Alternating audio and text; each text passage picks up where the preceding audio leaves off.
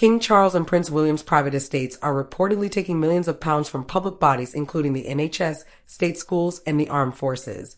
An investigation by Channel 4's Dispatches and the Sunday Times examined the land and properties the two royals owned through the duchies of Lancaster and Cornwall. The Duchy of Lancaster is a portfolio of land, property, and assets across England and Wales held in trust for the sovereign. It includes key urban developments, historic buildings, farmland, and areas of great natural beauty, dating back to the 14th century. The Duchy of Cornwall, valued at more than £1 billion, is a similar portfolio which provides an income for the heir to the throne. Both estates are exempt from paying corporation tax or capital gains tax. It is claimed the Duchy of Lancaster last year agreed a deal to store a new fleet of electric ambulances, owned by Guy's and St Thomas NHS Trust in London, in one of the estate's warehouses at a cost of £11.4 million over 15 years. The investigation also reports the Duchy of Cornwall had charged the Navy more than £1 million since 2004 to build and use jetties and more warships on the Cornish coastline. It will also earn about £600,000 over the lifetime of 6 different leases agreed with local state schools. The investigation found out IT has also reported the Duchy agreed a £37 million deal to lease Dartmoor Prison to the Ministry of Justice and a deal with the Ministry of Defence to allow the armed forces to train on Dartmoor land.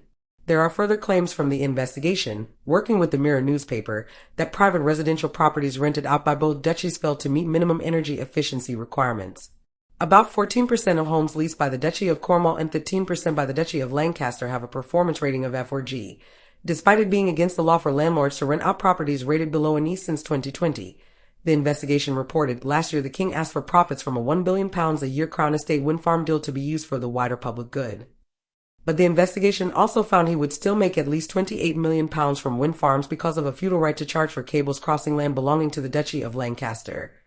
The King's annual income from the Duchy of Lancaster rose by 5% to £27.4 million in 2023/24, according to accounts published by the estate in July. The Prince of Wales received an annual private income of more than £23.6 million from the Duchy of Cornwall last year, accounts showed. Neither are legally obliged to pay income tax, but both royals have offered to do so. The income from both the duchies is separate from the taxpayer-funded sovereign grant which pays for the monarch's official duties. Read more from Sky News. Teen dead and 6 hurt in car crash. Cottage left teetering on cliff edge. Responding to the claims, a Duchy of Lancaster spokesperson said, "The Duchy of Lancaster operates as a commercial company, managing a broad range of land and property assets across England and Wales. It complies with all relevant UK legislation and regulatory standards applicable to its range of business activities. The Chancellor of the Duchy of Lancaster is responsible to the sovereign for the administration of the duchy. However, she delegates certain functions, particularly those regarding asset management, to the Duchy Council. While His Majesty the King takes a close interest in the work of the duchy, the day-to-day management of the portfolio is the responsibility of the council and executive team. The duchy has made a number of key environmental improvements in recent years, delivering a significant increase in the number of A+, A and B EPC ratings awarded to our properties as a result of refurbishment or restoration works. Currently, over 87% of all duchy-let properties are rated E or above. The remainder are either awaiting scheduled improvement works or are exempted under UK legislation." A Duchy of Cornwall spokesperson said, "The Duchy of Cornwall is a private estate with a commercial imperative which we achieve alongside our commitment to restoring the natural environment and generating positive social impact for our communities." Prince William became Duke of Cornwall in September 2022 and since then has committed to an expansive transformation of the duchy. This includes a significant investment to make the estate net zero by the end of 2032, as well as establishing targeted mental health support for our tenants and working with local partners to help tackle homelessness in Cornwall. Let me just read you one paragraph, one sentence even, from the Sunday Times yesterday, who have been working with Channel 4's Dispatches programme on an investigation into what they call the Duchy Files. It's just, I mean, it is truly extraordinary. Over 5 months, we identified 5,410 land holdings, mineral rights and properties held by the Duchy of Lancaster on behalf of the King and the Duchy of Cornwall for the Prince, and then examined business agreements and leases linked to these plots. I've lost the room, right? That's quite dull. Sounds a bit dry. What's he doing? Just listen to this sentence. These contracts show the duchies generate profits by charging the army, the navy, hospitals, the prison service, schools and councils for the right to use lands, rivers and seashores seized for the duchies in medieval times. I have absolutely no idea what the phone-in is going to be today, but I felt that this was a story of such remarkable relevance to so much that we talk about together that it would be profoundly remiss of me not to discuss it today. These contracts show the duchies generate profits by charging the army, the navy, hospitals, the prison service, schools and councils for the right to use lands, rivers and seashores seized for the duchies in medieval times. The Duchy of Lancaster raised, wait for it, £27.4 million for the king last year alone, while the Duchy of Cornwall raised a cool 23.6 for his oldest son. And this allows them to pay for their private homes, their personal income and their staff. The annual declaration includes only very, very basic details of assets and activities in annual reports. I'll give you an example. Duchy of Lancaster has a deal with Guy's and St Thomas's NHS Trust in London that will charge the NHS. Think about the budget and the importance of raising more money for the NHS. The Duchy of Lancaster, as in the King's side hustle, will charge the NHS £11 million over the next 15 years for the right to park ambulances in one of its warehouses. The Duchy of Cornwall, which is Prince William's side hustle, receives rent for Dartmoor Prison in a contract under which the Ministry of Justice will pay £37 million. The reason I say I don't know, people are telling me not to forget the RNLI. I might allow a caller to bring that particular element of the story to our attention, because it's one of those stories that is almost impossible to get a proper grip on. The royal family are sold to us as paragons of patriotism, right? They are the very pinnacle of national pride. You cannot criticise the royal family without running a risk of being treasonous or being accused of treachery. So I don't know how naive it is to therefore presume that they would do more than everybody else to uphold the sort of values and indeed institutions that we consider to be crucial to our national infrastructure. I don't know off the top of your head what sort of institutions you'd put in that category. How about the army, the navy, hospitals, the prison service, schools and councils? You see, this is probably the best way to convey the size of the story. So I read out those things and you see people and you see organisations that are dedicated to the public good, right? The army, the navy, hospitals, schools, councils, even the prison service. You make a list of those things and ordinary people see them as things that we have to pay for the public good. Things that I suppose in a slightly less bent country we'd be proud to pay for. I'm glad that my taxes go towards the Navy. I'm glad that my taxes go towards the Army, the NHS, the education system, even the prison service. These are things to which we contribute in expectation of a return, should we ever need them, or a social benefit, should we not ever need them. King Charles and his son look at those organisations as profits, as potential profits. How much money? Do you think they compare notes over Christmas lunch? How much money did you make out of the NHS last year, Pops? It's just extraordinary. At least I think it is. I need to give a quick shout to my mum, actually. I to tell her that she's not actually going mad. I spoke to Mum on Friday after the show, and she said, I saw you on telly last night. And I said, no, you didn't. She said, you were in that Prince William homelessness documentary. I said, no, I wasn't. I categorically would remember if I'd contributed to a Prince William. And poor old Mum, she'd be sort of nodding off in front of the telly, began to wonder whether she dreamed the whole thing. It turns out I was in it. And I should have known. I was told about it months ago. But just a little clip of me reading out something from the chap that runs Republic, Graham, who runs Republic, and just pointing out that there's something, what's the word I want? There's something incongruous. That's a nice word, isn't it?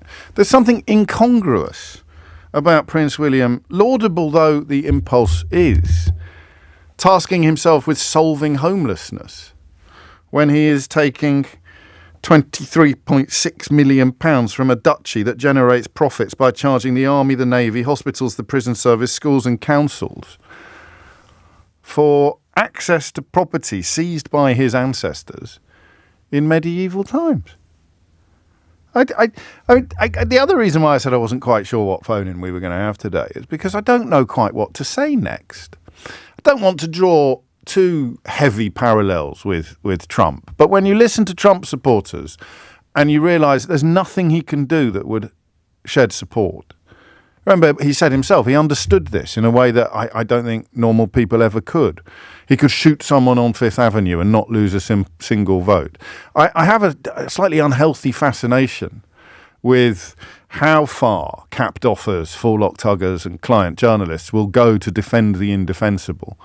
I'm not quite sure how how would you even begin to defend this in a country that we've, if we didn't know already, then we've learnt since the budget last week, is in dire need of financial injection, dire need of public service spending, to discover that the people for whom we wave flags whenever they get married or have a baby are, siphoning epic sums of money from institutions and organisations which we support by either paying tax or donating. That's the bit I can't get my head around. Every single institution on this list, we support by either paying taxes or donating on our taxed income to charities like the RNLI. And these guys, they take money out of it. Now, I've told you before, and I will tell you again, historically, I'm not very good at royal phone-ins. Right, but there have been some exceptions, I guess, in recent years. The old adage hasn't proved as true, or the old tradition hasn't proved as true. But I think this might be why, because this is so obviously egregious that you almost can't go there. This is an inequality so baked into our society that you can't quite imagine anything ever being different. Do you see what I mean? It's as if you're being presented with something so utterly hideous. Institutions that we support by paying tax and making donations. The king and his son are milking on an annual basis in return for an ancient privilege stolen during medieval times. And I wonder whether deep down we all know what the royal family represents. You know that hymn I got obsessed with a few years ago? Not the hymn itself, everyone likes all creatures great and small, but that little verse that no one knew about, or that we'd all forgotten about. The rich man in his castle, the poor man at his gate, God made them high and lowly, and ordered their estate. In an increasingly godless world, how do you keep this sort of inequality in place? You can just about understand how you get away with it by saying, oh no, I know it might look unfair to you, John, but it's what God wants.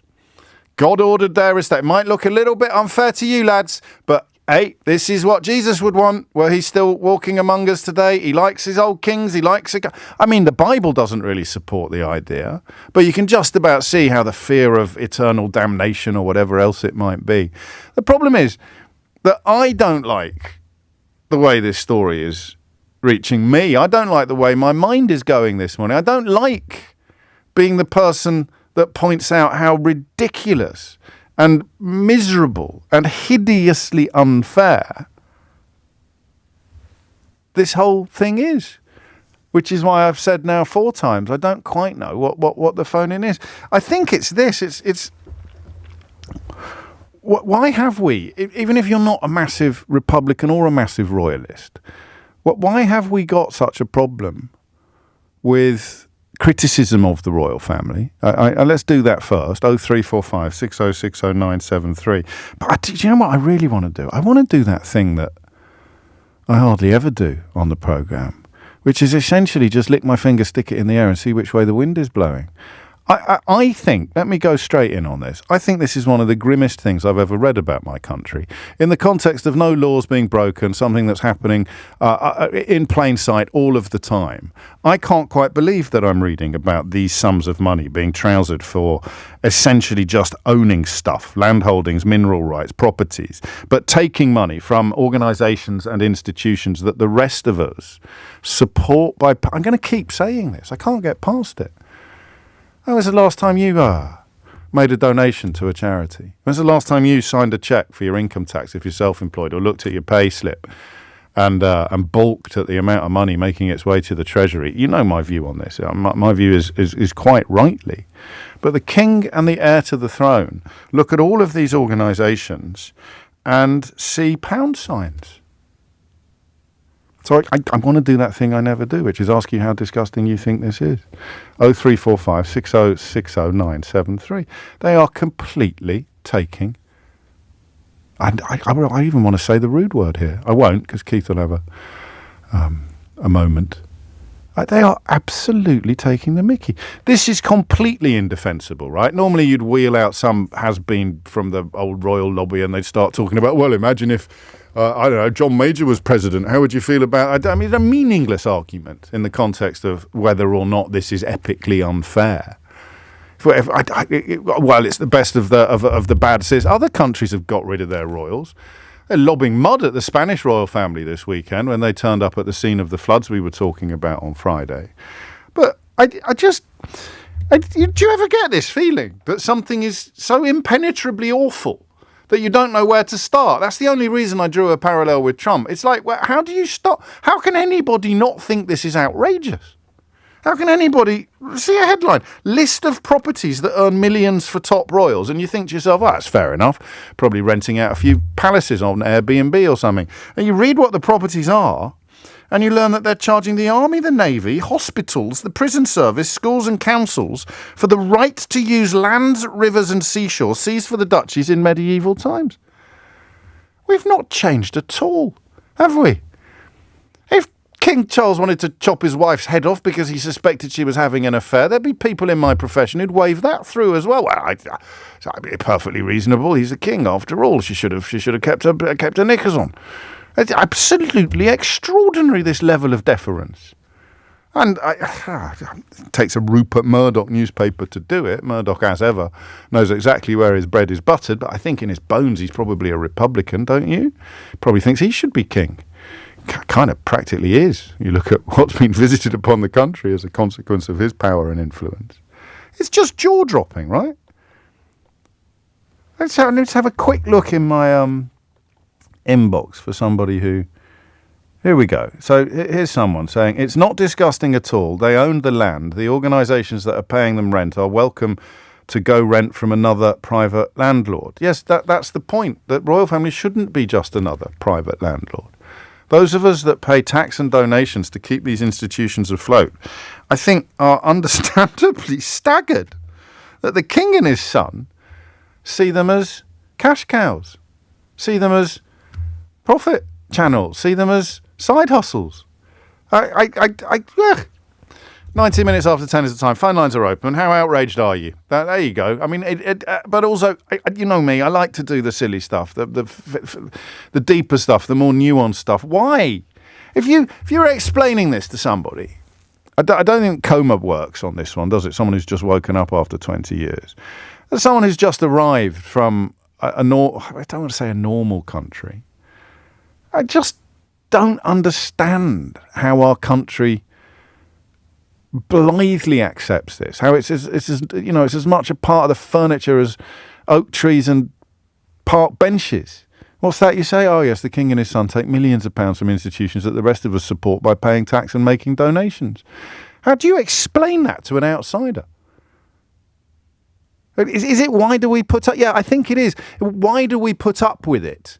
Answer, well, I've only known about it for 24 hours, James. Give me a chance. But you're not going to take to the streets, are you? You're not going to start throwing mud at the royal family, as they've just done in France this week, and nor, for the record, do I want you to. But what does it do to a country to have this level of epic inequality, this sort of lionization of greed baked into our social system, so that the people at the very, very top are the greediest people in the country? And they're quite happy to take cash from the pockets of charities that the rest of us actually donate to, and then make a documentary about how they're going to solve homelessness. 0345 6060 973 is the number that you need. 20 minutes after 10 is the time. Make it make sense. There it is. We got there in the end. Give me a ring now. Make it make sense. That's your challenge. Monstrous levels of leeching and greed by the British monarchy. Shame on King Charles and Prince William. The servitude mentality of Brits is so medieval. The only purpose the monarchy has ever served is its existence. No corp, CGT, or inheritance tax on its wealth, while we bear the worst tax burden in history. The monarchy has always been the benefactor of the race, class, wealth divide. It doesn't serve us. It's a big wow. Morning, friends. Did you watch it? And of course, we're talking about the amazing piece of journalism, no other way to describe it, which was the Dispatches programme aired last night. Absolutely shocking. I've just caught up on it, croaky voice and wristband to prove that I was out at a concert. I found the content absolutely depressing. So let's cut to the chase. In a time of post-COVID bounce back where the NHS and the economy is on its knees really in the UK, these two people, Charles and William, are taking £50 million a year at least out of the public purse via rents that they charge for property or land that they own. £50 million a year to the NHS, the judicial system, and others. I urge you absolutely to watch the documentary for yourself. The other shocking thing, of course, apart from the fact that these leeches are absolutely draining the taxpayers of the UK, is that because of the way that their organisation is set up, they do not pay any form of tax. There's no corporation tax like a normal business would in exchange for rental income. Lastly, I think it's telling that the media are turning on these two now. And, you know, the media is more aligned with the public view than the British working taxpayer-funded royal family. That's for sure. It's time for change in 2025. I will be really interested to see what the royal family come back with post the viewing of this. Probably some awful slander about Harry and Meghan. Have a brilliant Sunday. Comments are open. Let me know what you think.